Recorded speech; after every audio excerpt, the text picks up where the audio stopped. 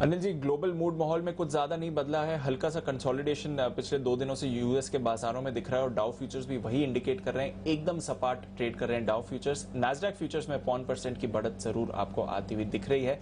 Europe में भी ठीक ठाक एक्शन है सर। फ्रांस में थोड़ी तेजी है, जर्मनी और यूके एकदम सपाट है और कच्चे तेल गोल्ड पर भी कुछ ज्यादा एक्शन इस समय नहीं बन रहा है, तो एकदम फ्लैट है। माइल्डली पॉजिटिव ग्लोबल क्यूज है, क्या करके जाएं सर? जब आप ये सब बोल रहे थे तब मैं ये देख रहा था कि पिछले 5-7 दिनों में हमारे यहाँ क्या हुआ। तो पिछले 5-7 दिनों में दीप हमारे यहाँ ये हुआ है कि 7 दिनों में दो क्लोजिंग हमें 14,800 के ऊपर की मिली है। पहली मिली है 14,845 और दूसरी मिली है 14,867 867। और आज जो क्लोजिंग मिलेगी ये उन दोनों से ऊपर की मिलेगी, 14,867 से ऊपर की, 870 से ऊपर की मान लीजिए, ठीक है ना।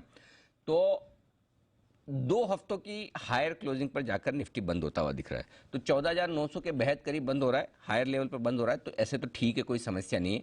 ट्रेडिंग रेंज के हायर एंड के आसपास जाकर बंद हो रहा है, 14,875 14,950, जिसको हम स्ट्रॉन्ग रेजिस्टेंस जोन बोल रहे थे, वहां तक पहुंचा है, उसके आसपास बंद होता दिख रहा है। तो वैसे ठीक है, कोई दिक्कत नहीं। अब यहां से आगे बढ़ने के लिए आपको एफआईएस की खरीदारी, कोरोना के कम होते आंकड़े और ग्लोबल मार्केट्स की मजबूती, 3 चीजें जो ट्रिगर्स हैं उनमें से कम कोई 2 तो मजबूत चाहिए। उसका रीजन ये है कि बैंक निफ्टी आपका साथ दे नहीं रहा है। जो बैंक निफ्टी से आपको जो सपोर्ट चाहिए, देखिए बैंक निफ्टी एक दिन की आउट परफॉर्मेंस दिखाने के बाद आज फिर से 200 पॉइंट लुढ़क गया।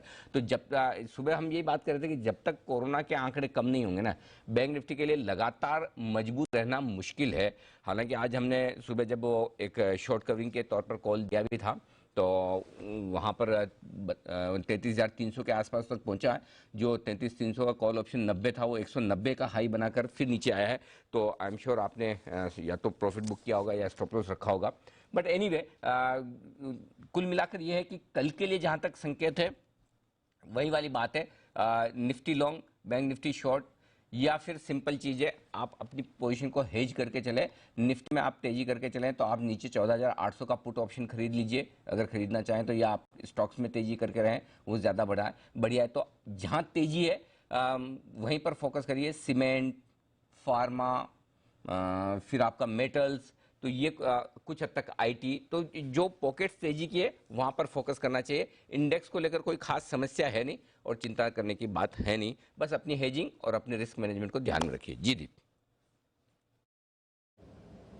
बिल्कुल, रिस्क मैनेजमेंट बहुत जरूरी है इस बाजार में। स्पेशली हम देख रहे हैं कि थोड़ी मुनाफा वसूली आती हुई दिख रही है जैसे जैसे हम क्लोज में जा रहे हैं, इंडेक्स लेवल पर ही और साथ ही स्टॉक स्पेसिफिक भी। बट कोई परेशानी की बात नहीं है, निफ्टी अभी भी स्ट्रांग है, बैंक निफ्टी उसके मुकाबले थोड़ा कमजोर दिख रहा है। चलिए कुछ और कॉल्स लेते हैं क्लोजिंग से पहले। जय का जैकपॉट, अगली कॉल।